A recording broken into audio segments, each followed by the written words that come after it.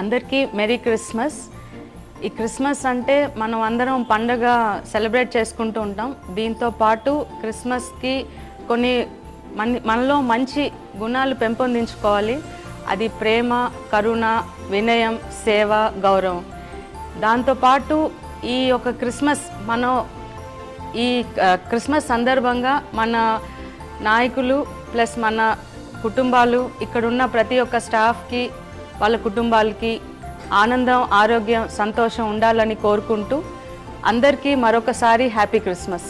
ఈ క్రిస్మస్ సందర్భంగా మన ముఖ్యమంత్రి చంద్రబాబు నాయుడు గారు ఒక్కొక్క పాస్టర్ గారికి 60,000 చొప్పున రాష్ట్రంలో ఉన్న పాస్టర్లకి 50 కోట్ల విడుదల చేశారు. చంద్రబాబు నాయుడు గారికి, లోకేష్ గారికి, పవన్ కళ్యాణ్ గారికి ప్రజల తరపున ధన్యవాదాలు.